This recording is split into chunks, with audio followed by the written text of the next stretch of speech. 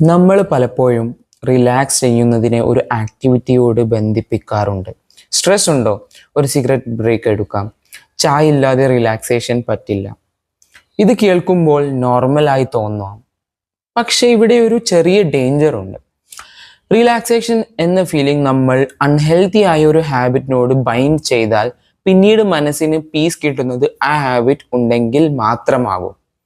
Science പറയുന്നത് nicotine short term dopamine release കൊടുക്കും, പക്ഷേ ലോങ് ടേമിൽ സ്ട്രെസ് ഹോർമോൺ ആയ കോർട്ടിസോൾ 20-30% വരെ ഇൻക്രീസ് ചെയ്യും. അതുകൊണ്ടാണ് സിഗരറ്റ് റിലീഫ് പോലെ തോന്നിയാലും ശരിക്കും ആങ്സൈറ്റി സൈക്കിളിൽ നമ്മളെ ട്രാപ്പ് ചെയ്യുന്നത്. റിലാക്സേഷൻ സസ്റ്റൈനബിൾ ആകണം, ഹെൽത്തിനെ ഡാമേജ് ചെയ്യാതെ. ഒരു 10 മിനിറ്റ് വാക്ക്, ഒരു ഫ്രണ്ടിനോട് സംസാരിക്കൽ, ഡീപ് ബ്രീതിങ്, ഇവ സ്ട്രെസ് ലെവൽസ് 25-40% വരെ റെഡ്യൂസ് ചെയ്യാമെന്ന് സ്റ്റഡീസ് കാണിക്കുന്നു.